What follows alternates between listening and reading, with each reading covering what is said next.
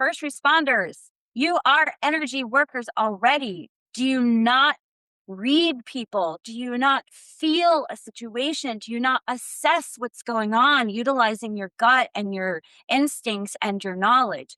That is energy work.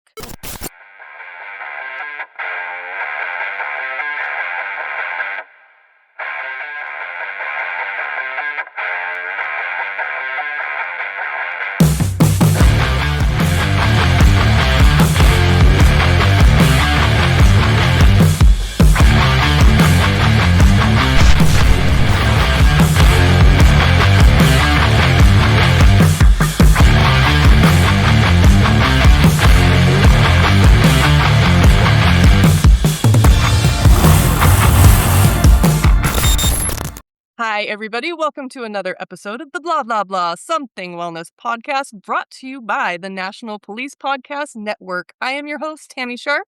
I am joined by my partner in all things, Chris Zamora, and we have some new special guests, and I am so excited for this topic because I finally get to go a little woo-woo, which I talk about in almost every episode, but now we are actually going to go into talking about different modalities. We're going to talk about Reiki and hypnotherapy and Feng Shui and all of the things that people kind of think are woo-woo, but they're not.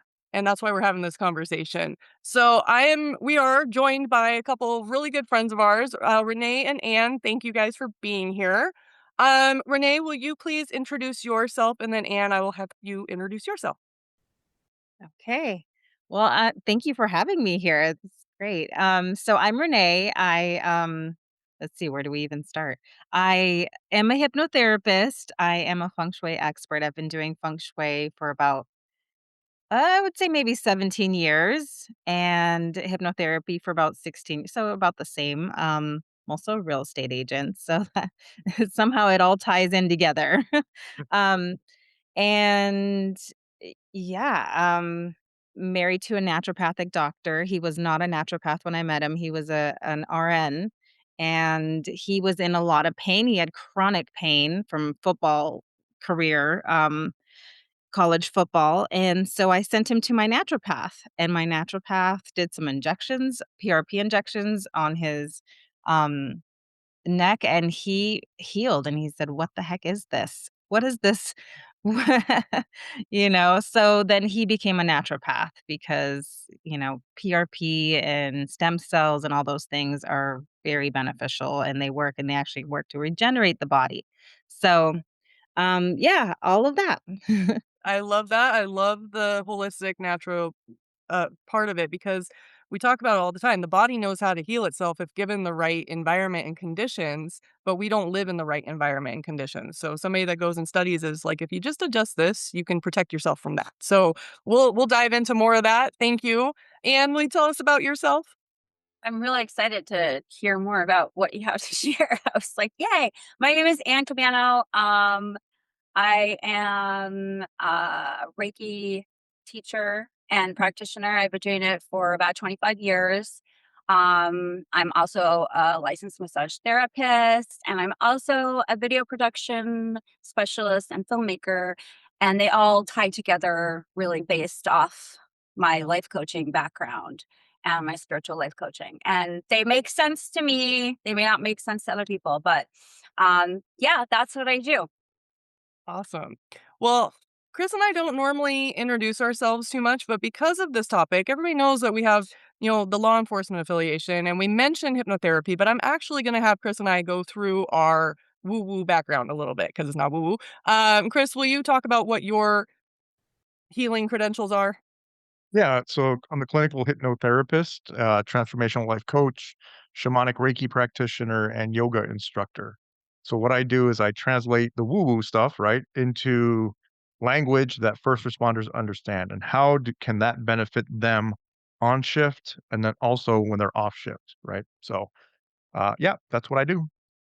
So, and I also am a clinical hypnotherapist. I am a certified life coach. I am a Reiki master. I have a degree in transformational psychology and a doctorate in metaphysical science. And with the Reiki part of it, Anne was actually one of my very first instructors. So I learned from her. So we're all in good hands, which is great. And then Chris and I actually met in neuro-linguistic programming class, so NLP. And for anybody that's not sure about NLP, if you think that's woo-woo, then I would hate to break it to you, but that is what Tony Robbins does. It is his version of NLP. So if you've heard of Tony Robbins and you've followed any of his stuff and you know his stuff works, that is also what we do. But Chris and I met in NLP, and it was very interesting because the school that we were at, Ann was a teacher there, knows that and this is no disrespect to anybody, but for the men that go there, it's a little bit more man bun, patchouli, Burning Man, smoke some weed kind of school. And then I met Chris and I saw him. And in the class, the teacher had called on him because we were talking about eye movement and where you look is, correlating to if you're trying to remember something or if you're lying or whatnot. And I remember the teacher calling on Chris and, and saying, in the work that you do, how does this correlate? And then all of a sudden there's this like light on Chris. And I'm like, who's this guy? He doesn't really look like he goes with the rest of these people. And it was absolutely a fascinating introduction. So there is a lot of correlation. Chris, really quick, will you talk about, do you remember the eye, the eye movement and what, do you remember what we were talking about?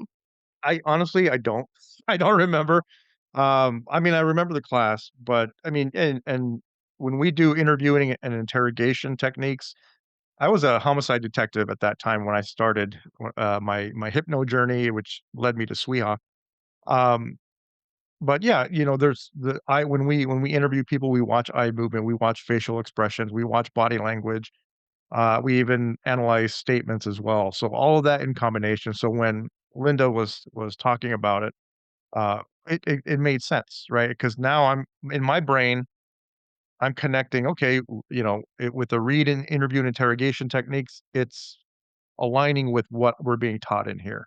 So I knew then that okay, what they're teaching over here, interview and interrogation, is actually part of NLP as well, right? So and it all does intermingle together. So but yeah, I you know, I was it's funny, what led me to SWIHA was, tactical training of any if of all the things out there, I was at a tactical training with SWAT, there were some Navy SEALs in there, it's a week-long training, and just on a break, I just mentioned that I wanted to learn hypnosis and, become a hypnotherapist because I had read about it, and somebody in the class said, "Oh, wait, my wife goes to this school in Tempe, and I think they offer hypnosis, because I couldn't find anything on it, and once he told me that, I followed up on it, and sure enough, there it is. So, of all things, a tactical training led me to a very peaceful place called Suiha.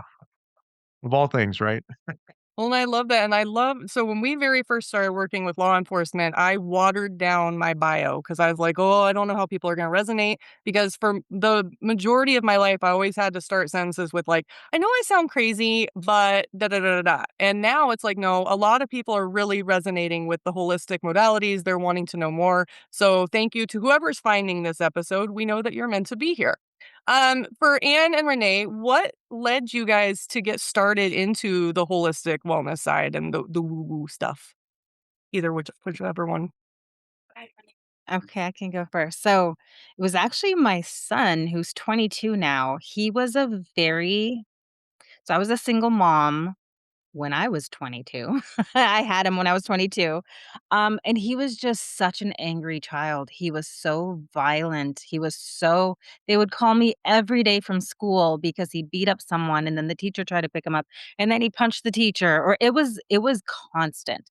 My parents were scared of him. He was just so, and I at some point just said, what is it in me that's causing him to act like this? Like, I know, okay, his dad's not around, so I know that's, some contributing to his behavior, but also I must have a lot of wounds in myself, and everything that I read during that time, um, kinda pointed me to healing myself.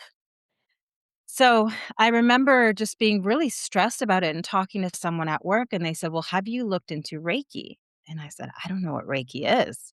And so I just searched for Reiki and Mesa, and I found my teacher, Deanna Gorbea. She changed my life during that period of time. And I started learning Reiki from her, and just like at her home, she had all these classes, all of these things, because she's from Argentina, met like a Buddhist monk, and went to Japan, all these things. So it was just a wealth of knowledge. And the more I healed myself, I noticed changes in him, and also changing his diet, eating really clean, things like that. That started me in that direction. He was like a little warrior. He was such a warrior, and he would be in the back seat in his car seat, and, he would be raging and his eyes would gloss over, and I'm like, "Is he possessed? Like, what is this?" So with Reiki, I'm, like, clearing him, and he's like, "Stop it!" It's crazy. And once I experienced that, I'm like, "There's something going on." So then that was my journey. That's how I started, and I never stopped. I was with Deanna for many, many years. And then I'm not sure. I found hypnotherapy. It's something I always wanted to do. They were also teaching Reiki, hypnotherapy, and NLP in that same school, Bennett Stellar University. And I said, I need to do this. I need to heal myself. So going back to why I had these big wounds is because I was born in Bulgaria during the USSR, so during the Soviet Union when it was communist. And so my parents escaped when I was 4, and they couldn't tell me because in communism, all your neighbors tell on you. It's the "see something, say something." That's a very communist saying. So if they told me they were leaving, I would go tell everyone at daycare, "Oh, my parents are gonna, leave," and they would be arrested and never heard from again. So they couldn't tell me, and one day I had my parents, and the next day they were gone. And there was no explanation, there was no, "We're gonna see you again." I remember the day before they left, there was so much tension in their room, and there was suitcases packed, and they were crying, or my mom was crying, and I remember asking, like, "What's happening? Like, where are you going? What's going on?" And she put me on her lap, and she said, "We're not going anywhere, and everything's gonna be okay, and everything's okay." And so, there was a lot of abandonment from because my aunt took care of me and her daughter, and my aunt was 20 years old at the time. So she was trying to figure it out. Um, and yeah, I had a lot of wounds from that childhood, because we were reunited 2 years later. So it has a happy ending, and we got to, grow up in I grew up in Canada and then came to the United States when I was, in 13. So amazing. My dad built an amazing life for us. He opened up a plumbing company that's nationwide. So he got to live the American dream and show us that anything is possible. There's no excuse. Like anything is possible. If he can do that, you can do anything. So it's been amazing, but there was a very wounded child in there, and I had to heal myself. So hypnotherapy was probably the most effective way because I had to go back to that time when they left and kind of heal that inner child that was abandoned and tell her, okay, you're okay. Everything's okay. I won't leave you. I can't leave. I'm not going to leave myself. So, all of those things. So healing. And then I noticed the big change in my son. So that's where it started. The freaking fascinating, first of all. You should be writing a book. Um, and, oh my god, like, I'm sitting here knowing, like, we have a limited time, but I'm like, we could have a 5-hour long in-depth conversation on this. There's so much. So, thank you for kicking it off on that note. That's amazing, and I'm so glad that you said 2 years because I was gonna ask because I know that your mom's in your life now, and you guys have a good relationship. So, Absolutely. that's amazing. Awesome. Anne, what about you? What got you into this world? Um, Fascinating story for sure. So how did I emerge? I was working in hospice as a caregiver. It's something I actually do consistently. I always work with one person. I'm currently working with one person. It's a heart feeling thing for me. And so the man that I was working with actually had gangrene on his toe. And so gangrene is like it's progressive. Like it goes through, like it pauses and then it moves and it pauses and it moves. And um ever since a child, I would do this thing when anyone in my family had something hurting, and I would just place my hands on them. And so they would always say, "Come take my headache, come take my knee ache." And so I did a lot of that. I would place my hands on them and then they would feel better. And I found myself over him one day, just not wanting to put my hands on him because it was so painful, but just sort of holding my hands over him. And his daughter walked in and she goes, "Oh, Anne, that's so nice. You're doing Reiki." And I was like, "What is Reiki?" And so that is how I started my journey. I actually went to the Southwest Institute of Healing Arts to train in Reiki. And then like obviously Sweeha is what Chris mentioned earlier, opened an entire world for me as well. It's just a transformative experience when you start journeying. I was taking care of him and his wife. And he passed away, and his wife, which is interesting, they were both on hospice. She had late stage dementia. Um, and so 6 months apart, they passed away. And right before, it was like the week that she had passed, right that week is when I decided to look, because that was my full-time job at that time, was caregiving. And so I was like, I'm going to go and check out the school. That's what happened. And the day I had my first appointment at Sweeha was the day that Rane had passed away. Hmm. So that's kind of a woo story, but it's true. Like that's literally what happened to me. And so I went on at Sweeha to take all kinds of training, and then eventually I became an instructor there as well. Well, and I love that because I have a similar story with Reiki because I had never heard of Reiki. I didn't know what it was. I lived on Maui, and my ex-husband, we were in the emergency room. He was having chronic back pain, and we were there to find out what was going on. And I didn't know, there was nothing I could do. And so just instinctively, I started rubbing my hands together and putting my hands kind of on his back or around his back and like trying to move the energy. And I didn't know what I was doing, but he was like, "I don't know what you're doing, but it's working. It like keep doing that." So while we're waiting, and we were waiting for hours, I'm just sitting there rubbing my hands and like moving the energy. And anytime I did it, he didn't have the pain. And then when I'd stop, he would go back into pain. So I'd sit there and I'd rub some more. And I had no idea what I was doing. Didn't know Reiki was a thing. And didn't think anything of it after that either. I then, after I got divorced and I was going on my next healing journey, um, I started going through a bunch of different classes. I got introduced to essential oils, and I was going to all of these different healing things on Maui because Maui is a very spiritual and healing vortex of a place. And I got introduced to my now friend Julie, who at the time was going through the Barbara Brennan School. And so I don't think they call it Reiki. It's some other kind of modality of hands-on. Ann, do you know what it's called? I don't know what it's called, but I do have commentary about that. Yeah. The Barbara Brennan methodology is what so Yeah. whatever she was doing, she chose me to be her final project. And so I needed help at the time. I was a hot mess. So I would go every week and we would do coaching, we would do different types of healing work. And I remember being on the table and I had crazy experiences. So I had had a mystery pain in my side that was like a stabbing, shooting pain. And so I was like laying there because when you're getting these things done, it's very uneventful. You're just laying there relaxed and the practitioner's doing what they need to do. And I call it like spiritual surgery, where if you're in real surgery, you don't know what's going on because you're under anesthesia. So when you're having holistic treatments done, you're in a state of hypnosis. You're in natural anesthesia where your conscious mind's kind of distracted. You're meditating.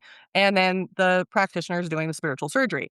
And I remember wherever she got in that pain, she did not touch me. She did not put hands on me, but she pulled something energetically, and I had to grab the table. I felt like I was going to fly off the table. And I was like, what did you just do? And she's like, I don't know what that was, but it doesn't want to come out all the way, but it's very strong. So that was kind of my intro into what is going on. And because of those, there's a whole big, long series of events that led me to going to Sweeha. But it's also when you're meant to be in that healing. It's when the teacher appears when the student's ready type thing. I had just moved to Arizona. I just bought my car. I think I had it less than a week. The insurance hadn't even shown up yet. I was out exploring and I got into a car accident. Not my fault. The guy hit me. And because my car was out of commission, I had to stay put for a minute. And I ended up getting a ride with my mom to Sweeha to just see what it was about. Applied for financial aid. That was like a Thursday, and everything went, you start Monday. And I was like, okay, I guess I live in Arizona now and I'm going to school. And so that opened up a whole next thing. So yay, all of this stuff. You guys have such great stories. Let's okay, so for the audience listening, I also wrote an article for Police One. It's a skeptic's guide to Reiki. You can go find it and read. I really go into kind of my story about Reiki and kind of the nuts and bolts and where it originated from and all of that. But let's, as a group, kind of to unpack our understanding of what Reiki is and why our audience should, listen to it and try it without being scared. Going off what you were just saying, you're like, that sounds like a really woo-woo story, does it not? Like, she was pulling something out of me, and that's where we lose people, Right? But whatever the name of her modality was, like this, it's energy. Energy can be measured scientifically, and I have made it's a passion of mine, especially in the last 6 years, that I sort of pulled the woo. What is it? Down wooed. Down. I down wooed. I pulled the woo out, and I really started to develop and create a system that was based on science. It's based on psychology. It's based on all studies, things that you can actually find that are measurable, and less woo.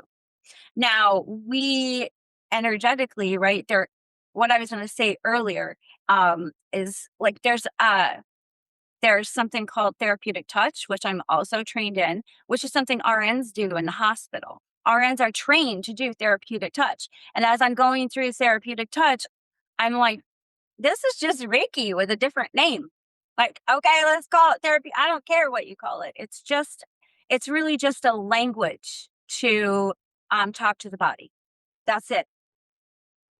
Yes.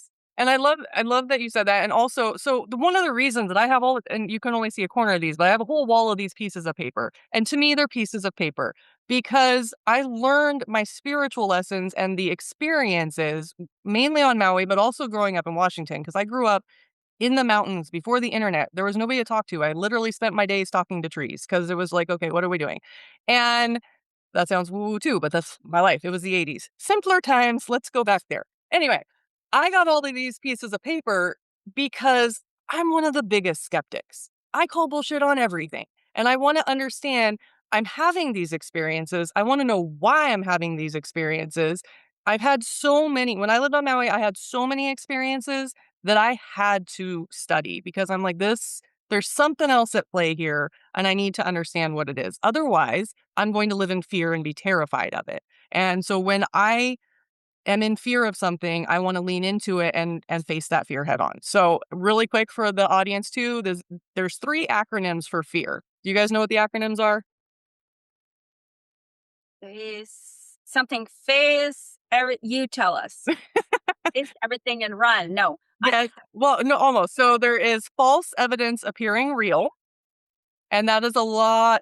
If you're paying attention to social media headlines, false evidence appearing real. It's all fear, fear, fear, fear. Okay. The next thing is face everything and rise. That's what I did. I was afraid of these things, so I leaned into it, face everything, rise. And then the last one is fuck everything and run. And sometimes we need to do that. My favorite. I like that one. So I would ask for the audience tuning in, especially, and also if you're going to come in, I'm going to pause real quick on this. So if you are going to come in with the religious, this is the devil's work and this is da da da da da. First of all, I wrote my doctorate bridging science, spirit, and skepticism, debunking some of that because there is a lot of misconception around the holistic wellness world. Part of that with hypnotherapy. We go in and out of a natural state of hypnosis all day. If you've ever been driving and you forgot your exit, or you're like, I don't remember how I even got the past 5 miles, you're in a natural state of hypnosis. Okay. Nothing scary about that.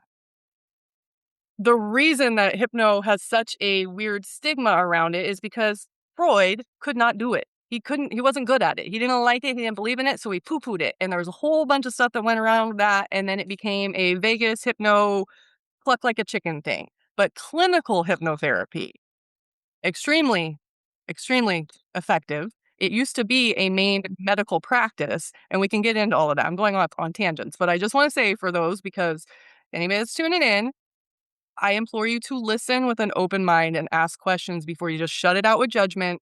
Let's unpack it. So that's my disclaimer there. Well, and your explanation of down wooing, there's nothing wrong with the woo woo side of things because some people they want that, right? Mhm. And then you have the other half of the people that are very analytical and they want to know, well, why does this work? So what you're doing is you're creating language so that more people can understand and reap the benefits of this. And a good example, being a yoga instructor in a room full of cops, and I ask them, "Hey, who wants to do yoga in here?" Nobody's going to want to do 95% won't want to do yoga, right? Because they have this thought it's for 19-year-old college girls who are very flexible, and that's not me, right? And then if I ask that same group, how many of you guys want to do child's pose? I'm not going to get any takers. Maybe one or two, but a majority won't do it, right? And if I explain to them, here's why I call this child's pose, because if you're on a call and you have to respond to a child who's drowning, you're going to have to get this low to the ground to give life-saving efforts to this child. So this is why this is called child's pose. Who wants to do this? Now I'm going to get buy-in because I explained it to them. They have to get this low. How do I know this? Because I've done that on patrol in full uniform in all my gear. I'm going to get that low to give life-saving efforts to sadly to a kid. But again, it's the same thing though. It's yoga. It's still stretching the body. It's still reaping the benefits of yoga. I just explain it differently so that they get the buy-in. And if you explain it to somebody like that, you're not going to get this wall. You're not going to get this right here, right? Because they know, okay, that part of my job as a first responder, I might have to respond, and I might have to give life-saving efforts to a kid who is drowned. Sadly, in Arizona, it happens, especially in the summertime, right?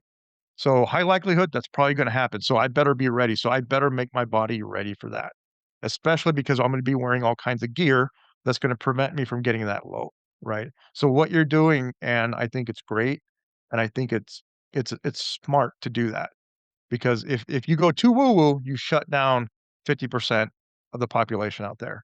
But just by simply explaining it, you're now opening it up to more people. So and if when you use the term downwoo, it's not a negative term. Some people might look at it. No, what you're doing is you're explaining it to a different group, a different demographic of people.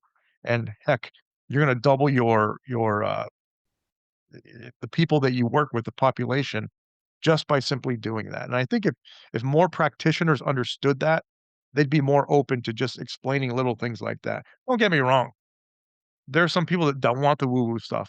I carried a police radio with me for 23 years, that I've been a cop. Nobody has ever explained to me how that radio works. You know why? Because I don't care. Alls I know is push the button and talk, and that's it. That's all I need to know. So I'm one of those that I don't care how it works as long as it works, right? Depending on what the subject matter is. I hope that makes sense, and I hope I didn't ramble too much, but yeah, you just reminded me of that, Ann, when you were talking about it. That's awesome. I just want to say that is awesome what you're doing. I love how you explain that. I'm also a yoga teacher, but I don't list off everything because it is overwhelming to everyone, the amount of training that I've had. But wow, That's amazing to explain it that way. I feel like that's very reachable for a lot of people. So that's pretty cool too. Thank you. Yeah. And another note for the hypnotherapy, hypnotherapy and NLP and all of that is used on us all the time on the news, the music behind it, the words they say. We are being programmed every day of our lives from childhood. Whether we know it or not, we make beliefs about the world, all of those things.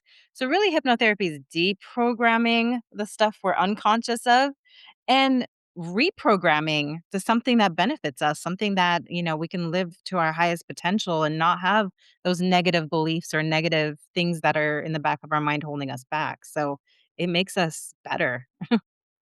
Yeah. Oh, loud Renee, for those in back. yes, I mean, you hit for us, we'll recognize when we're being hypnotized, but for the general population that don't have that training, they don't recognize it. And it's something as simple as my pet peeve right now that I'm so pissed off at the world about. Excuse my language. Um, Commercials. Yes. Commercials, every other commercial is you're gonna get some kind of disease, cancer, diabetes, heart issues, and then what's the other commercials that come on?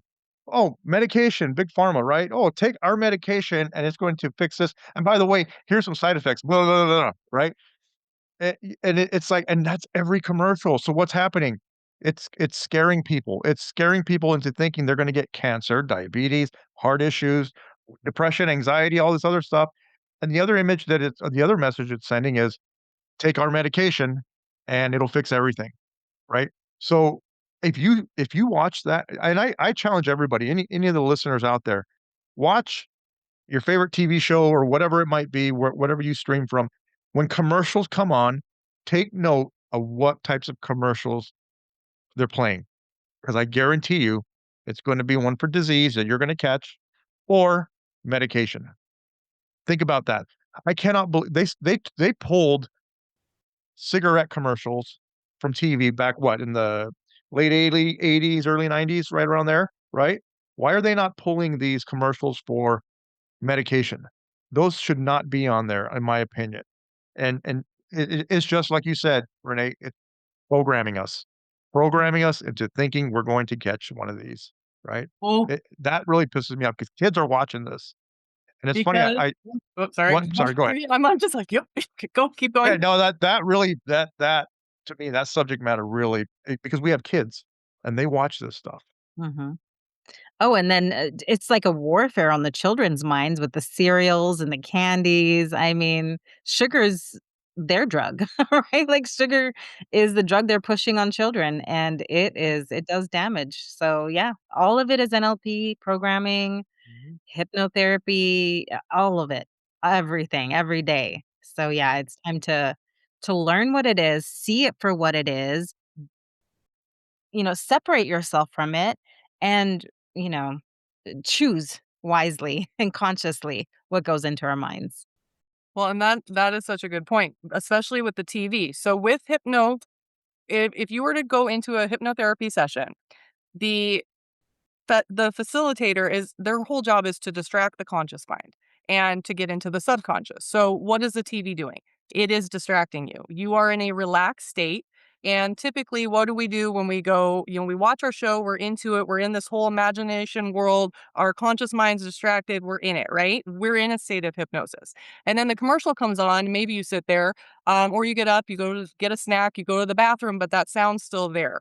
It is going directly, it's bypassing the conscious mind because you're not even aware of it, and they do it on purpose with your list of side effects, da, la, la, la, la, that's a hypno script. That is hypnosis, putting that in directly into your subconscious, and you don't even know that it's there.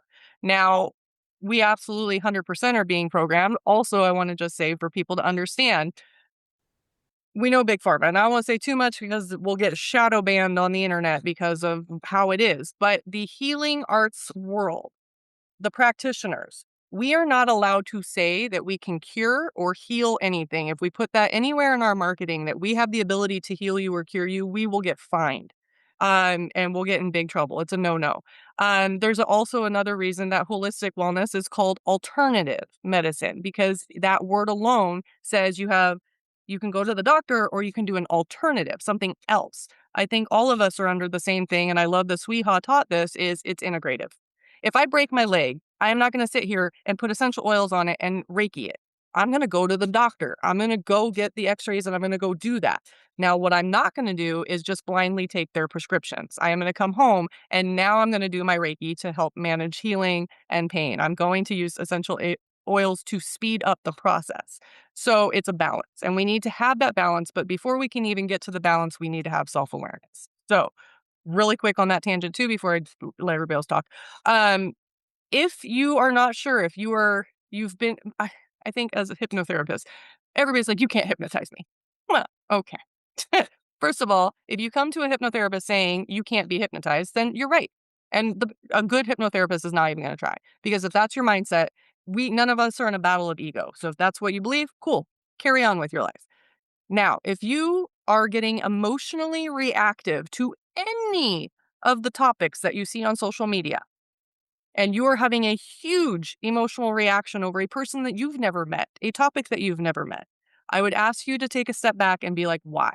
What is it that's within me that's getting triggered by this? Is it my energy? It's my belief. And you need to unpack that a little more. I can go really long-winded on all of that, but I'll shut up. And Ann, I love that your cat is just going nuts in the background. I know, I was just laughing because my cat's going crazy. I think that um, what happens is, this is my thought, when people they need healing, they don't know how to start a healing journey.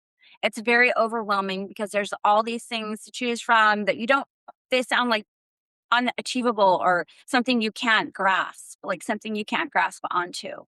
And, like if you just understand a little bit about the biology of the body, then you can understand how some of these things can actually help you, without necessarily, I've been doing this for a really long time, and I have come up against a lot of skeptics, myself, one of them. I am with you, Tami. Everything is, I'm just like, yeah, that's a bunch of crap. Like, I don't know what you're doing there.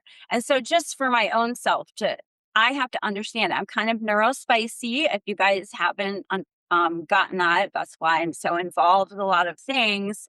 That I've managed to take my brain and use it for my benefit. So I learn a lot about a lot, and it works for me. But some people may not be that self-aware. I'm just hyper self-aware. Um, you know, but one of the things I want to say was talking about Reiki, because I'm passionate about Reiki.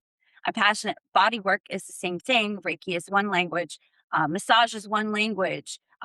Touching the body is, they're all one language. But when we're moving things in the body, it's just a tool. It's just a tool. And so my passion is to give people tools to think about, and they're a lot simpler than we think they are. It's just a lot simpler. So I went through a trauma in 2026, or in 2020, October 7th, 2020, specifically 6 years ago. I lost my son by suicide, and that changed my whole world. I went through a whole crisis, which I know anyone who has gone through traumatic loss or loss in general, I know a lot. I'm imagining first responders out there absorb a lot of the things that they go through. Um, and so I sort of went through a crisis in my life, saying everything I was doing was full of crap.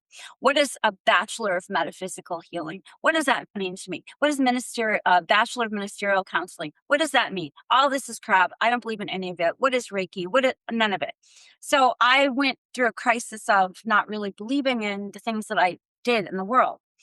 And then I realized I came to a point where, if you know grief, okay? Grief is very under talked about in this world. We do not talk about grief and the impact on the body that grief has. And it's one thing we all have in common. We can't escape it. We are all going through grief. And that's not just loss of people. That's loss of animals, loss of a job, loss of anything. The body doesn't translate it It doesn't know the story. It only knows the impact on the body, the hormones that rush through the body. But I don't know if you know this, but when we go through a loss for approximately 6 months, our body biologically swells. We swell. So internally, all the fascia is swelling on all of the organs. All of the veins are swelling. Your heart has more pressure on it. Your cognitive functioning is slower. Have any of you gone through a serious loss and then you're like, why can't I think straight? I can't multitask anymore. I can't do simple. I can't. And now imagine going through a loss like this, experience that you can't talk yourself out of it. You can't breathe yourself out of it. You can't take a pill out of it. It is a biological response that we have no control over. Like it's just our body doing its way. Because when something is injured, what does the body do? It swells. You break your leg, it swells. It's the same thing. Emotions make the body swell. And so I didn't understand. This is why I mentioned I have a neurospicy brain and I do a lot of things, because suddenly I could barely do one thing at a time. And I thought, oh my gosh, my brain is broken. Like I am broken. Like what is wrong with me? And so I decided to step into what I knew, which was Reiki. And I started to do self Reiki and I started to focus on myself and I started to research to understand what was happening in the body. And that's when I developed a program that is Reiki for grief and trauma, specifically what happens in the body and how we can use Reiki as a tool to help guide our system back, to balance, because that's what we're trying to do. We're trying to move back into balance. And that's how I started to come out, like this fog started to lift and I started to realize, because trauma impacts the body. It all impacts the body physically and the fascia. Do you know everything is covered in fascia, and fascia contains neurological tissue. And so when we go through something, our body stores the data of that. And when we experience a trauma and we swell, that data gets pushed out to the forefront, which is why when you go through something traumatic, you're suddenly processing like all of your childhood trauma and everything you've ever been through and every breakup you've been through. And you're thinking, like, I went through this thing. Why am I thinking about these things? It's because all of these memories are being pushed up, and that's the body remembers. The body remembers, the body stores information. And when we swell, that information comes to the surface, which is why you can, like, the first time I read about this concept was in that book, The Body Keeps the Score. And the story was talking about the woman that like broke a hip or something. I can't remember the specifics of it, but she broke a hip and she couldn't understand why she was suddenly processing her childhood trauma. That is why. That's the scientific reason why.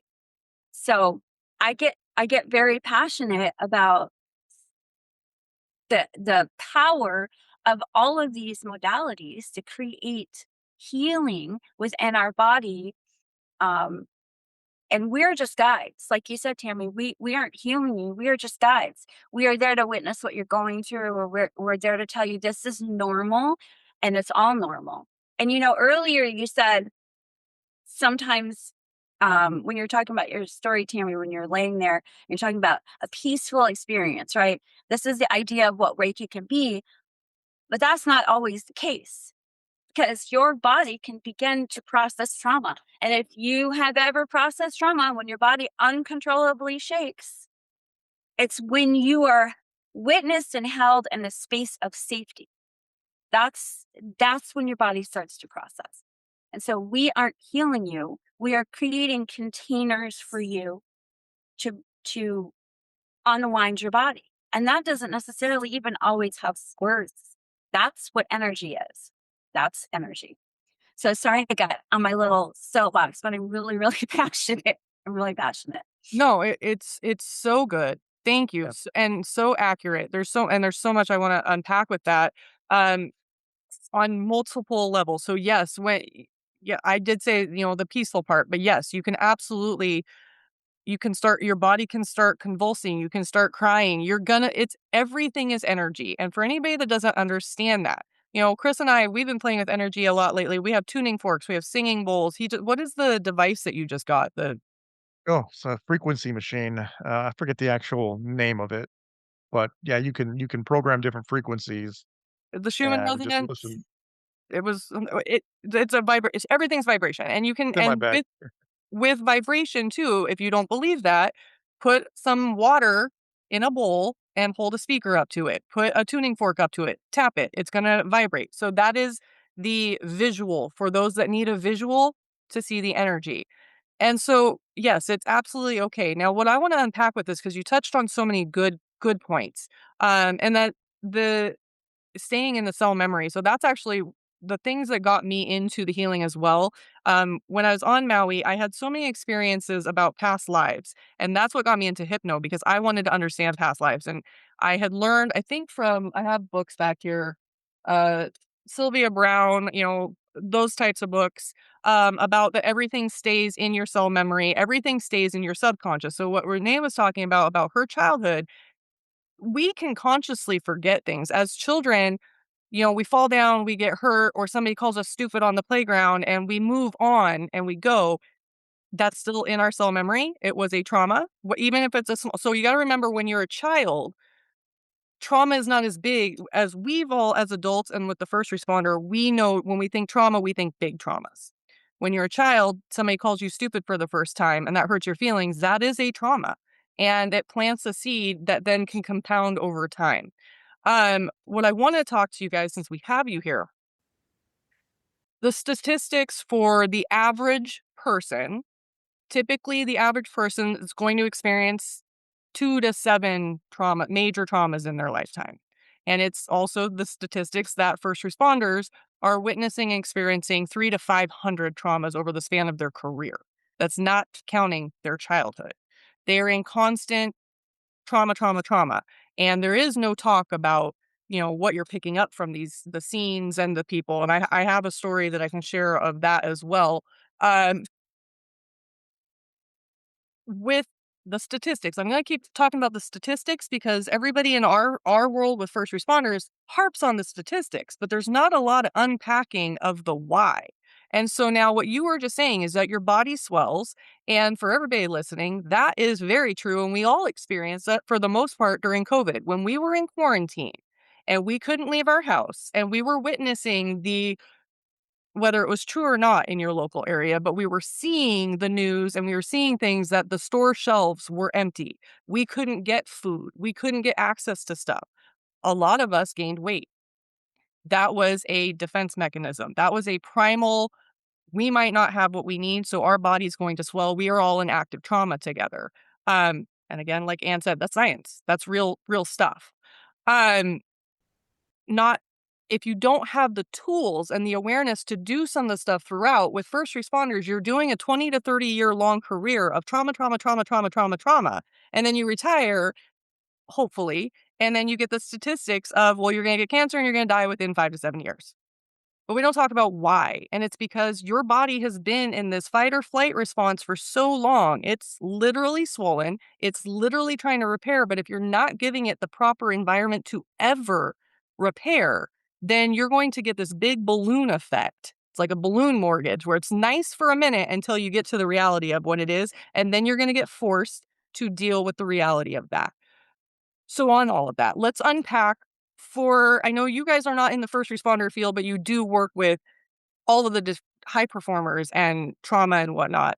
So what can we kind of guide our first responders to proactively kind of take care of themselves, knowing that they're constantly being in these heightened situations, if that makes sense?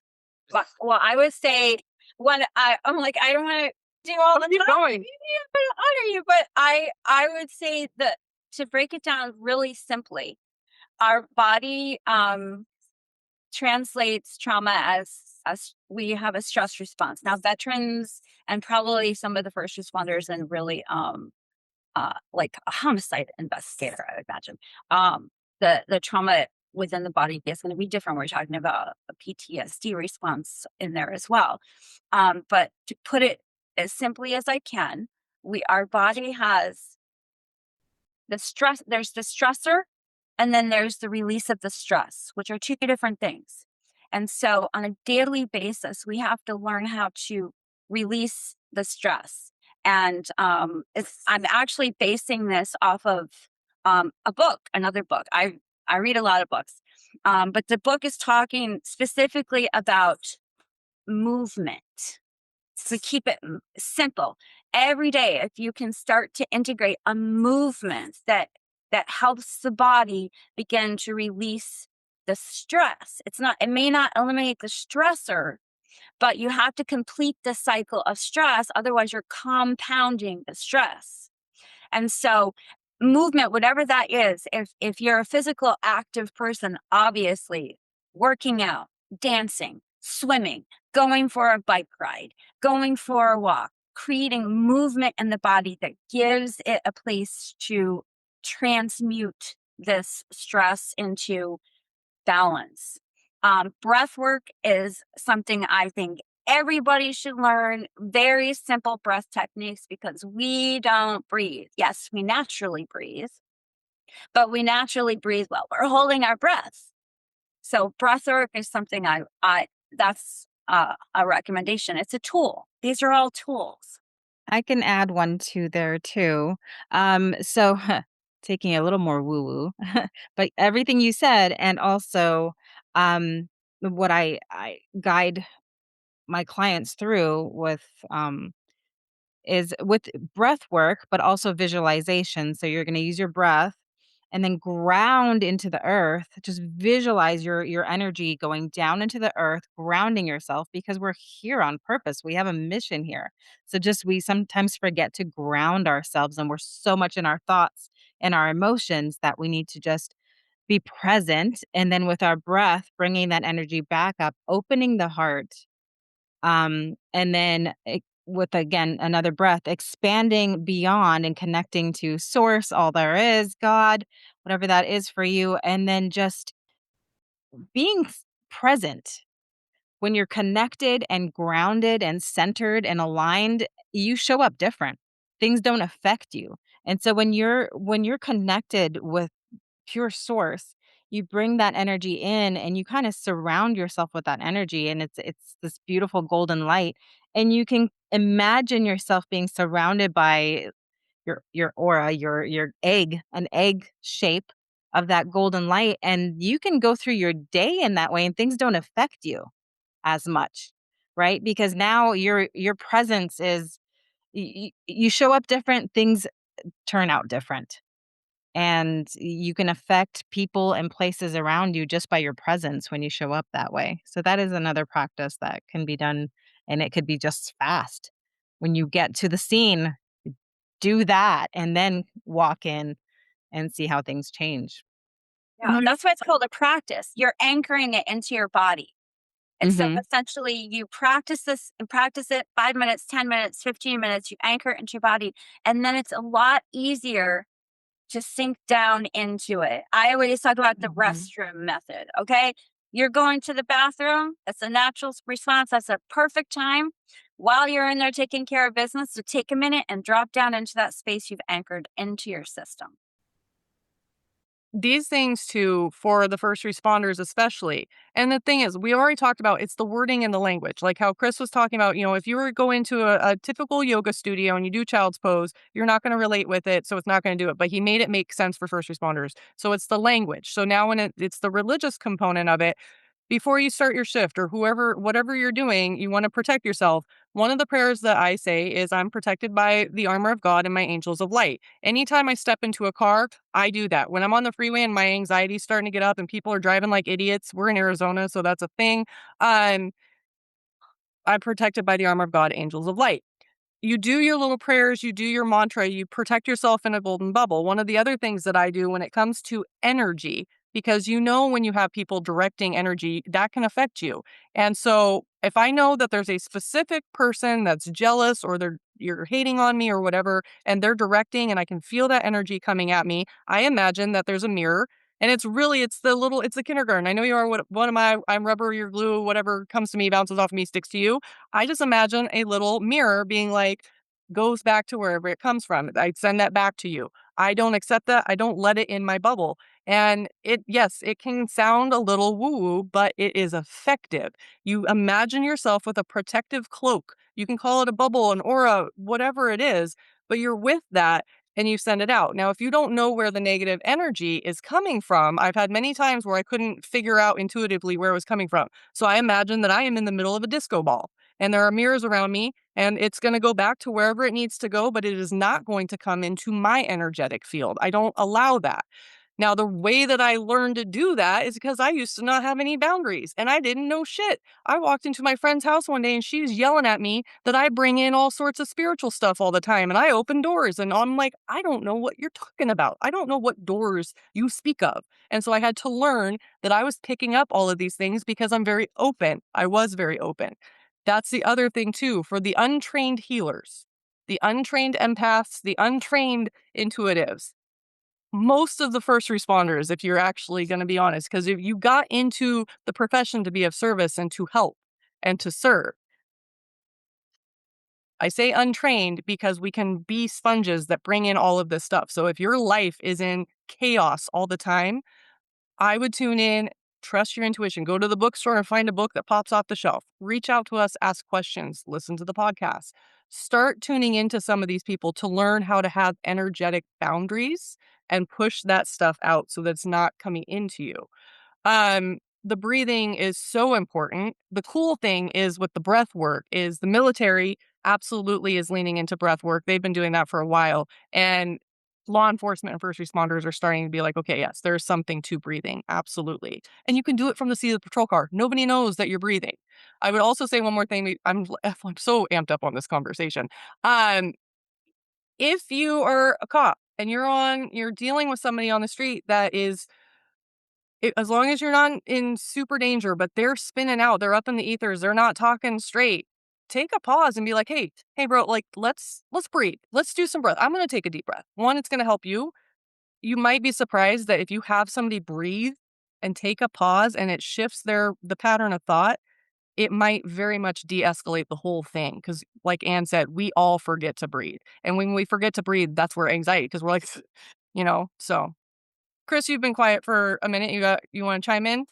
No, I'm taking it all in. I mean, yeah, all of you guys have brought up some very valid points, and I mean, Renee, even when you said it was woo woo, breath work and visualization, it actually isn't so woo woo as you think, because in law enforcement, they do breathe when if they're in a pursuit. If we're in a pursuit or we're en route to a really dangerous call, we know we have to breathe before we talk on the radio as we're driving there, right? So we'll take a deep breath and then exhale before we even talk, because we've heard when you're a young officer and you're just, you don't have the experience, you start to yell into the radio when you're Mm. excited, when you're chasing somebody, whatever it might be, right? Or you're driving really fast somewhere and nobody can understand a word you're saying, right?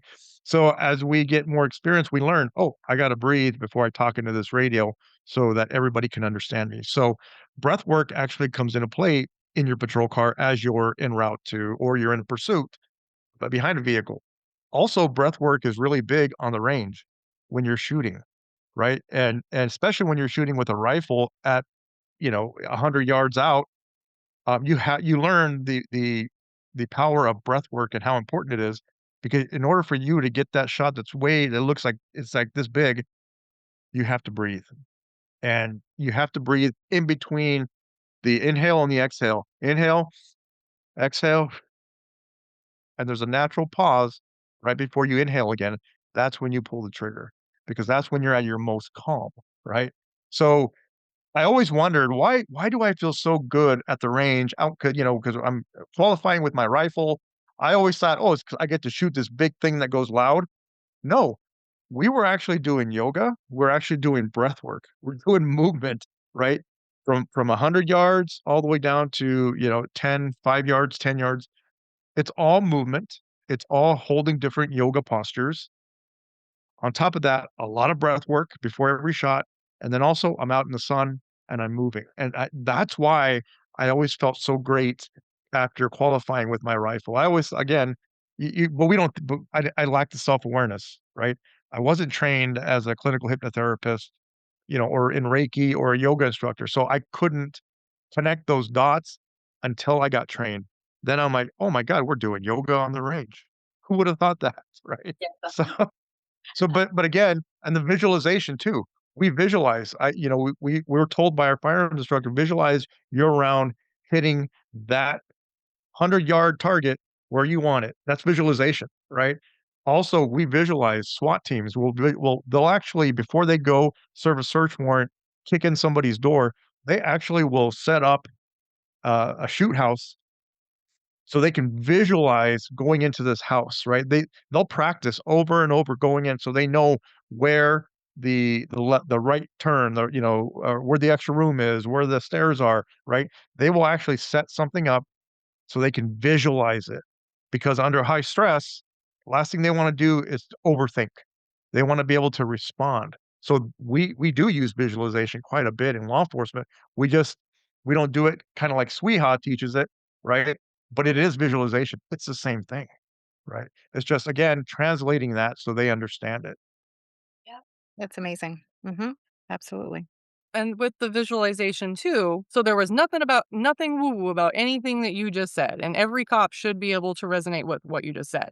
Now, you're visualizing, you're seeing these things. Now you take it into your personal life, and we get really stuck in the no, don't, and can't. We get into the negatives of I can't become a millionaire. I don't know how to do all of these things, or we focus on, in our relationships, we focus on the negative traits of that other person and we sit there and we harp on that and harp on that. And if you want to change the energy, visualize what you do want. Cancel and delete no, don't, and can't. And one of the ways that I teach this, and I learned this from Michael Lozier, he wrote the book Law of Attraction. And one of the reasons that he stuck, I got to meet him in person. So his book, he had written it before the book The Secret came out. He got asked to be part of The Secret, and he trusted his gut. Nobody that was part of The Secret actually got paid to be part of that. And everybody's heard of that book. It was a big thing. Now, they all made money on their own products on the back end, but for the book itself, it wasn't paying. He had already written the book, so he didn't need to actually be part of that. So he said, no, thank you. And he had his book, Law of Attraction, because he didn't do marketing. The Secret went out. The Law of Attraction became a thing. Everybody started Googling the Law of Attraction.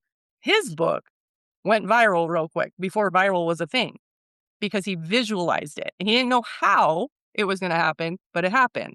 And so when I was in his class many moons ago, he explained the no, don't, and can't part like this. If you go into Google and you say, I don't want to look at houses, what's going to pop up? Houses, because you're giving it that command. It doesn't understand. So when you go to God of your understanding, to the universe, whatever, and you say, I don't want to be late for work, I'm going to be late for work. So if you take out the no, don't, and can't, and you just eliminate those from your vocabulary and you switch it to what you do want. Well, I want to be on time. I do want to retire healthy and wealthy. Focus on the positives. I do want, and doing the visualization with your relationship. If you're at odds and my person never does this and my person doesn't that, and you focus on that, what you focus on, you're going to get more of. If you focus on the positive, okay, I want my person, Chris, this is not to you, I'm just using it as an example. I want my person to, be more romantic and take me on a date. And you focus on that and you visualize that. Maybe I am. Mhm. Energy That for was that was directed Loud to and clear. me. You're not fooling anybody. But if you visualize what you do want, you'll start seeing those little shifts in your life and you'll get that, especially to take the pressure off of Chris. So the being late for work, I don't want to be late for work. I don't want to be late for work. You're going to hit every red light. You're going to get super frustrated. Your stress is going to go up. Okay. I want to be on time. I'm going to be on time. I'm going to make it. Life is good. You'll get, green lights and whatnot. And I always disclaim on the flip side, if that's the case and you are getting red lights and you're getting held up, a lot of times also it can be universe trying to protect you. I've been detoured so many times where I thought I needed to be somewhere at a certain point in time and I didn't. Had I been 30 seconds above in the road, I would have been in the car accident that I just passed. So you got to trust I don't know if you guys Divine timing, yes, right? You just gotta get to the divine timing now. It's like, like I'm but all in divine timing. yes, and trust and give it up to saying, "Hey, I need to be where I'm at," but don't focus on harp on the negative, so visualize positive. So I much love that. I do too. And so in visualization, I have a comment to make too. So in psychology, when we are going through something traumatic, something that happens is we keep reliving a situation. And that is telling our body that it is happening in the current moment. And so therefore we start to respond. We see through the lens. Everything that we look at is through the lens of what we're anticipating. And so you might be in fight or flight and not realize it and trip and fall and like be fumbly or not be grounded in your body. And so it's the same concept of you're creating new neural pathways by visualizing how you do want it. And you visualize how you do want it. And that's when you can use like tapping.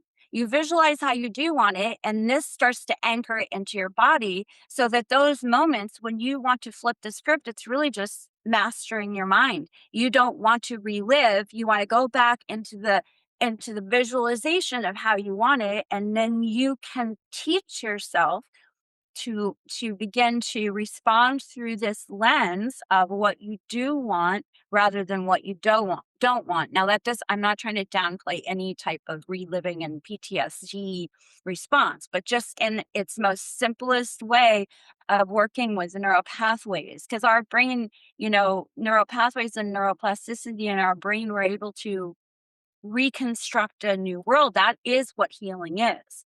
That is essentially what healing is. The other thing I want to say is first responders, you are energy workers already. Do you not read people? Do you not feel a situation? Do you not assess what's going on utilizing your gut and your instincts and your knowledge? That is energy work. Plain and simple. That's energy work. 100%. A That's a hundred good percent. point. Yeah, I've never thought of it like that, Ann, and but the way you explain it, you're right. You're right. It is energy work. Yep. And the other thing I want to talk about is the grounding, the breath work, the grounding. So, grounding in energy, and y'all are energy. Go ahead and look it out there. You are scientifically there's energy going through your body and it cannot be explained. That's why it feels woo. It's the magic that we are. We are energy beings. It cannot be explained. Energy cannot be explained. Look at your light switch. You turn it on, you turn it off. All we know is we ground it. We have to ground it to turn it on, but it really can't be explained. And that's the unexplained is why it feels so woo, right? But if you actually look at what we're already doing, Chris, when you're using the example of the I don't know why Radio? the The radio? yeah, I don't know why Yeah. the radio works, but it works. Mhm. Okay. Yeah. Well, if you could accept the use of a radio and the use of a light switch, why can't you accept that there might be a little mystery in healing as well? So, those were just my thoughts. And I just want to say the reason I'm laughing because also for those that are teachers or presenters or podcasters or whatever, it is 100% okay to repeat the message over and over and over again. That's part of presenting anyway. You're going to repeat your story. It is also for those that are working with practitioners why you need to have a web of different people. And Chris and I use this in our training all the time. One of the reasons that Chris and I both co-teach our classes is because we can say the exact same thing verbatim, and half of the class will resonate with him, half the class will resonate with me, and then there'll be a few that don't like either of us, and that's fine. Potato, potato. What I'm laughing at is Chris just had an epiphany. I've never heard that before. I literally teach the same damn thing almost verbatim in a class that we do. But it's the wording, though. You don't word it. See, I Ann know. And simplified that's, it. yes, She said first responders are energy workers. You work with energy with and that's what makes the difference. It's the way it's explained. So she hit the points right on. Boom, boom, boom. And it activated my brain like, yeah, she's right. Honestly, I've never heard you say anything like that. I know. I don't mean to call you out or anything, but I've never heard that before where law enforcement, first responders are energy workers. I've never heard that before. And I do, because I say when you guys go in, you guys have to trust your gut. Your gut keeps you alive. That's your intuition. So again, it is the different wording. And I'm not trying to call you out. I'm just laughing because that's just human and that's real. That's such a real teachable moment. That also, we don't hear the message until we're ready to hear the message. Also, you can hear something for 20 years and it doesn't make any sense to you. There's going to be people that watch this episode of the podcast. They're not going to relate to it. They're not going to resonate. It might trigger something. It might spark something. I would say that would be a fair assessment. It might spark something and it might even piss some people off. They're going to have an emotional reaction. They don't know why. And then they're going to go on a healing journey. They're going to go figure out whatever it is. And a little bit later, they're going to be like, hey, 5 years ago, you said this statement and it stuck with me and I didn't know why. And then I'm going to go on my healing journey. So it all correlates because again, everything's energy. Um, I want to hear from Anne and Renee. Is there a positive story from whatever any modality that you use where you helped somebody and you were just amazed at the results? Oh, yeah. I mean, all the time. I Anything don't you want to even share? know. Anyone? What comes to mind immediately? Well, okay.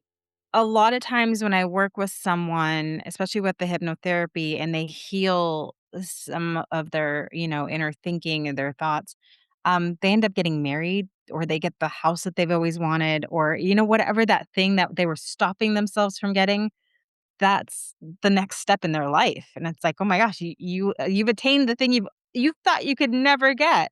Because we work on, okay, what does your life ultimately look like 5 years from now? And then they say, "Well, I want all of this stuff," right? They're just imagining all of these things, but what's stopping you? And then they go down into their feelings or, all of those things. So we work on all of those things, we uncover them, and they're no longer in their timeline and they're no longer in their thought process. New neurological pathways. Now that thing that they've always wished that they can have, they can attain because there's nothing limiting them. So Mm, that's almost everyone. mm, yeah.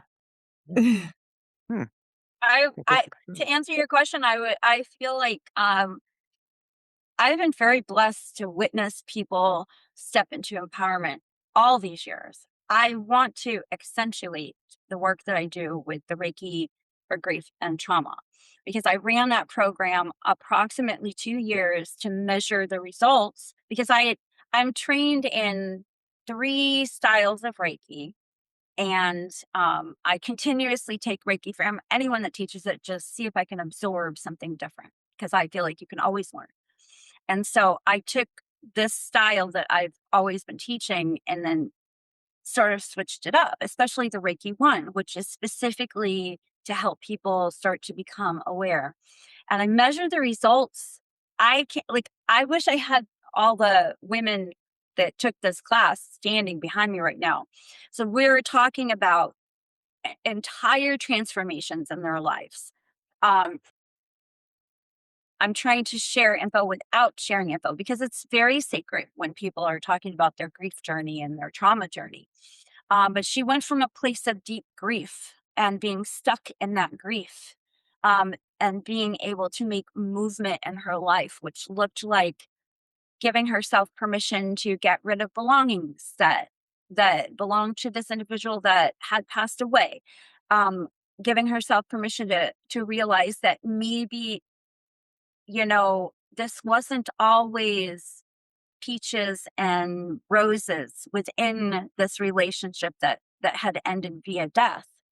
That it's okay to acknowledge the things in the relationship that were toxic. Um, it sent her on a journey to actually start counseling for childhood trauma. And so these women, every single person that went through this class experienced transformation, sometimes right in front of us.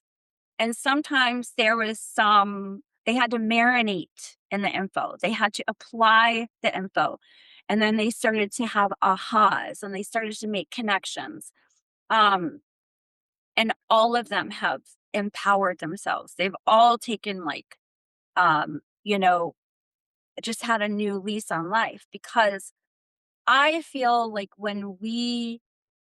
it's just about self awareness. Like, really, it's about self awareness, which falls into understanding our biology, that falls into understanding our physiology, our psychology, all of those bodies within the system beyond just the energy body, but also knowing the energy, like people having an anger response is energy and motion.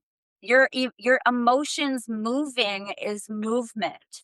And so it's really that's what I'm it's hard to like give a very specific thing because it is very personal. It's a personal journey because we're creating safety within a container. People share to a really deep depth. They move things that can be confusing or feel unsettling or feel like it's not the right way to heal, which is wrong. You can't heal wrong. Like you can't grieve wrong. Like that's not a thing. And there's so much pressure on society that, boom, you got 3 days, get over it, get your ass back to work. And it's just not like that. Like going back to the 6 month swelling. What about that? Okay, I'll go back to work, but there's nothing I can do about what's happening in my system. Like, so understanding your system and having tools that connect to each thing. Like you guys have heard of hug therapy. If you have a 30-second hug, well, one of the things we do in Reiki, when we go with self, is really about honoring self. It's about hugging yourself, which I know sounds weird, but when you actually do it in a safe place and you get out of your own way, move your own lenses of this is weird, or hug yourself weird, who cares? If you think it's weird, do it anyway and give it a shot, right? But it is about holding yourself, to learning to let yourself know I've got your back, right? Mastermind isn't just a group where you learn to talk and think things through.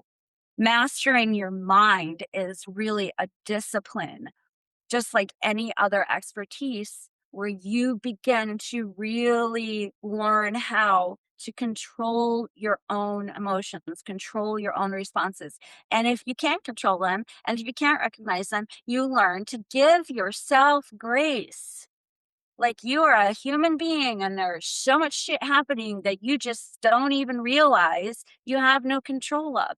It's about recognizing it and redirecting. It's an ultimate reframe. I love it. Chris, I'm gonna throw your question back to you. Do you want to share any of your positive? Do you even remember what you just asked them? Yeah.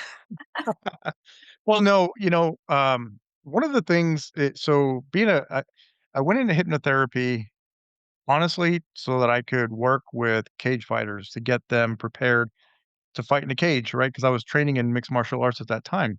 But being a first responder, naturally, first responders, my coworkers would come over to my desk when I was on a homicide unit, and they would just start unloading stuff because they heard that I was going through some training.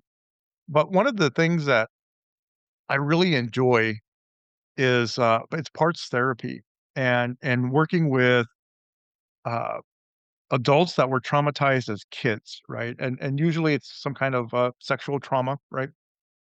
And what I do, what I do is I have under hypnosis, I have the child. So if this person was traumatized at the age of 10, under hypnosis, I'll have that 10-year-old step out of the body of the adult.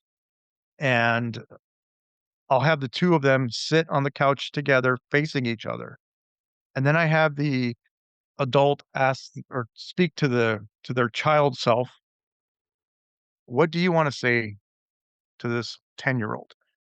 And, the tears start to flow. I'm sorry I couldn't protect you. I'm sorry I didn't speak up. I'm sorry I didn't do more to help you." And it becomes very emotional, right? And when they're done speaking, I ask the 10-year-old, "What do you want to say to this adult?" 9 times out of 10, it's "It's not your fault." And that's all that needs to be said. And they bo and there's a lot of crying. And then before I end the session, I ask the adult, "Where would you like this 10-year-old to go?" Because they can leave, they can go wherever you want them to go, or they can stay inside you if you want them. It's up to you.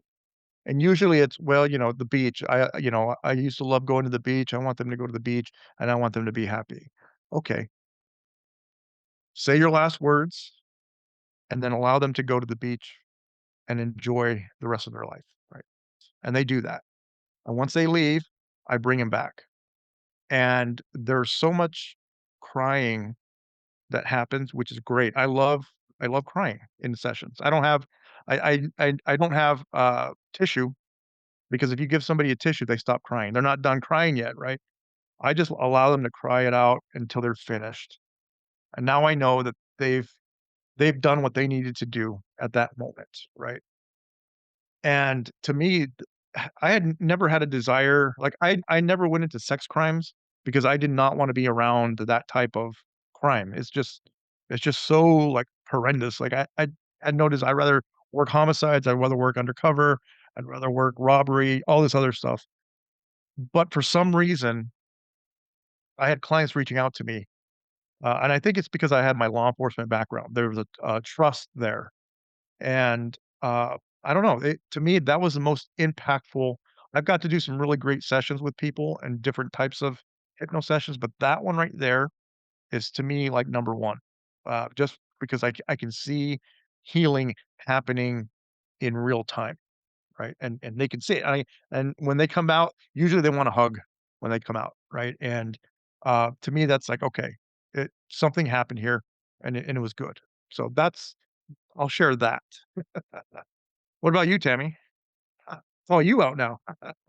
Well, I have a ton same. I do the inner child work. The inner child work is huge for pretty much everybody. We all have something that can be healed with us. I do have one that this was even a little bit for me, like, I do all of this stuff and I'm still like, okay.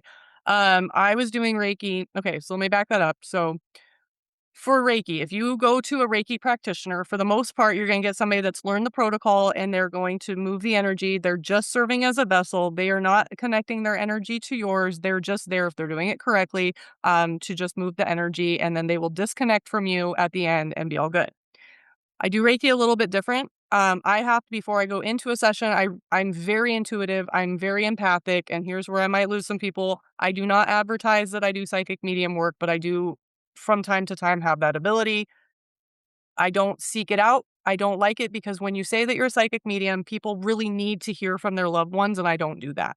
Um, so don't ask me. To anybody that's like, "Oh, you," no, I won't. But in a session, sometimes there's things that come through.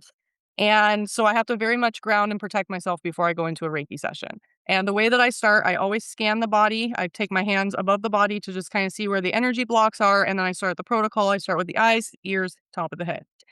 And I was working on a former sex crimes detective.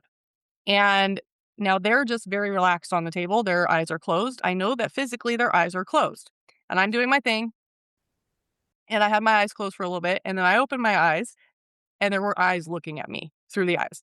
Now, it was very weird because I knew that the person on the table's eyes were closed, but there were eyes very much looking at me. And it was one of those things, like, if it was a cartoon, you'd be like, did I just see what I just saw? And it was quick. And so I'm sitting there. I don't say anything. I don't freak out because I'm like, that was weird. And I keep doing my protocol. And then I start getting a sensation in my throat and I feel like I'm getting choked. And then to make it, I know you guys get this when I say this, but I could see choke marks on my client, but not physical. There was nothing physical on my client, but I could see strangulation marks on my person. That makes sense. And so I keep doing this, and this is all just coming in. And now all of a sudden, I have this other situation happening, and I'm like, what is going on? So I don't say anything. I never say anything during my session. I finish it, and I don't share with my client what I had experienced first. I let them, like, what came up for you, da da da. We talked it through. I'm like, okay, I need to share something with you. And there's no way that I would have known this from this person at all. And I'm like, did you have a case of a SA, sexual assault, strangulation of a female? Pause, quiet, looks at me. They had many. This detective had many, but there was one in particular that had always stayed with this detective.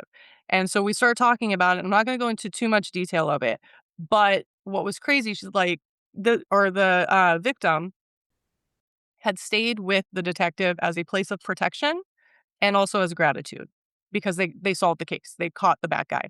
And so as a nothing bad, nothing evil, nothing anything like that. It was just the energetic part of this victim stayed with the detective because that was a safe space. And it had stayed, that one case had always haunted the detective. And so we were able to heal that, release the spirit, release the energy of it, coach through the case, and then be able to have everybody have a healing. So that was my most one where I had to sit back and be like, holy, I've never had that kind of experience, but that was probably the most impactful, crazy one for me. Hmm. You ask me that question again? Did you know that story? I don't think so. I don't Oh, yeah, you yeah, I don't didn't yeah. actually. You don't remember, but anyway. On that I note, don't I've never heard it. Yeah, no. um, for the audience, they're gonna be like, "What?" But even I was like, "What?" But also keeping an open mind, and there are some people who are gonna be like, "Okay, let's talk about that." And the thing is, with this podcast, the whole intention is I want to help. We're doing different topics every month to provide support and wellness resources and tools to the audience that needs it. So some of the people in this audience are not going to resonate with this episode. That's fine. Go watch some other ones. We got physical fitness. If anybody's got their religious feathers ruffled, we do have a spirituality and culture episode coming out where we're going to be deep diving into spiritual beliefs. But I also say too, a lot of people that are in trauma and in crisis, especially in the first responder field, are typically having some sort of disconnect from whatever your God of understanding is. So let's have the open dialogue of different modalities that are going to lead you to your healing journey. So I want to honor everybody's time. This one I think probably went long, but it was great. And again, we could talk for 5 hours. I definitely want to have you guys back. I kind of want to do more of a deep dive, like do a specific breathwork episode. I know we just got to see Matt Griffin speak, and he did a breathwork workshop. He's talking about that. We'll bring him back in. I want to do another hypnotherapy. All of it. I love this. So um, before we wrap it up, in true fashion, if somebody were to just tune in to this last little piece of the podcast, what is your 2-second mic drop moment of advice or guidance that you have for whoever it needs to hear your message? And whoever wants to go first. If you feel called, answer the call. Like if you feel called, if you're feeling something inside of you that feels like curiosity, just follow the curiosity. This also Reiki and religion can go together. I'm a Jesus follower and I do all this stuff, just so you know. I love that. Thank you. And didn't Jesus heal with his hands too? Right. Wow, interesting. Something we didn't touch on, and we probably need to do like a whole other one with feng shui, because earlier you had mentioned relationships and wealth and all of the things. Well, that's literally feng shui is creating your home to be a living, breathing vision board. Everything you want, everything you're visualizing, everything that your wealth, your relationships, everything can be. Now you literally have a place to go. Like, what is my relationship? It's not going great, so I want to go into my relationship area and see, okay, do I have all the right elements there? And again, elements are energy.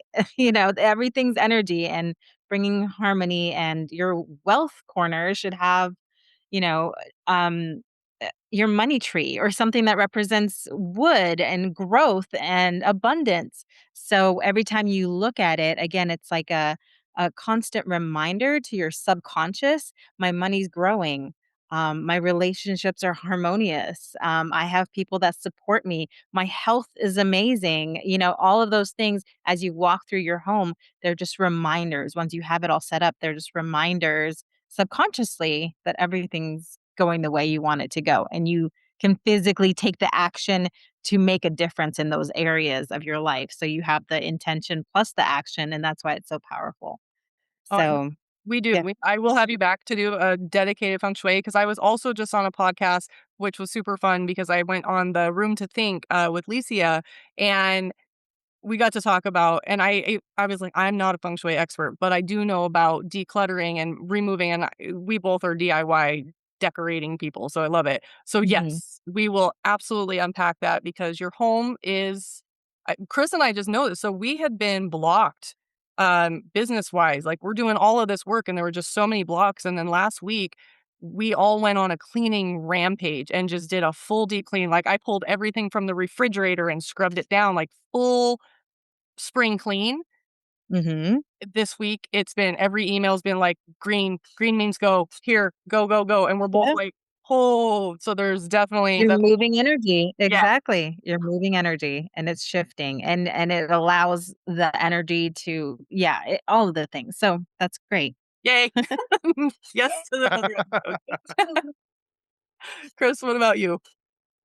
I would say that I think all of us are told this a lie. And this lie is the lie of limitation. We're only limited to certain amount of money. We're only limited to a certain amount of success. We're only limited to a certain amount of health, right? And that's a lie. And it's more powerful when it comes from us versus when it comes from somebody else. What limitations are holding us back? And I think we've touched on a lot of this stuff about visualizing, right? And getting energy flowing, right? If because how many people do we know that are always in this negative state? Oh, I'll never get that. I'll never be, I don't deserve $1 million. I'll never get $1 million. It's that lie of limitation that we tell ourselves and we limit ourselves. And if it comes from us, we're never going to get any further than that. So if you're telling yourself, you're limiting yourself to whatever it might be, just tell yourself there are no limitations. You can be as successful as you want. You can be as rich as you want. You can be as healthy as you want, right? There are no limitations. The body can heal itself. There are no limitations, right? So, and I think that's part of the reason why so many people don't go to the doctor because they don't want a doctor to tell them, here's why you're sick, right? I think internally they know I can heal myself. My body can heal itself. Now, don't get me wrong. I'm not saying don't ever go to a doctor because yes, there's going to be situations where you do, but I think at a subconscious level, we understand that. So again, don't fall into that lie that we are limited on X, Y, or Z, whatever it might be. All right. I'll hand it over to you, Tammy. Well, and yeah, so I mean, you can go to the doctor and get your thing, but the way that I handle the doctor is I go and if they give me a diagnosis, I don't like the white coat authority figure giving you a diagnosis because so many people take that as gospel. And then once you believe it, you create it. My thing is, thank you for the diagnosis. I don't subscribe to that diagnosis. Give me 60 days to go figure out if I can heal it. And if I can't, I'll come back and we'll talk about your next moves. So far, I've been able to heal multiple things within myself. I will say perimenopause is giving me a run for my money, but I'm going to kick its ass. So we're working on it. My last little 2 cents is for whoever is listening, please feel free to reach out, ask questions. I will put contact information in.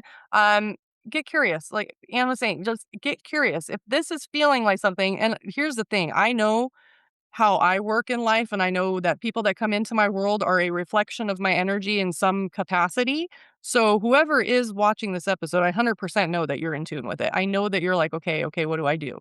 So my first thing is, yes, you can seek out external, but the answers are already within yourself. So get curious. And what I love to do, Chris and we're both avid readers. We go to the bookstore and I go and I just stare at all of the books. I don't go in with a particular book in mind. I'm like, what book do I need today? What is the one that's going to speak to me? And then it pops off the shelf. Literally right here. I did that with um, The Psychology of Wealth, Napoleon Hill. I have stuff in there because I'm actually working on it. It's a thick book. Now, realistically, I'm probably never going to finish it. I'm going to try, but I don't like thick books. But it popped off the shelf. I'm like, okay, there's something that I need from that book. Bought it. I do that with crystals. I do that with all the things. Trust your intuition.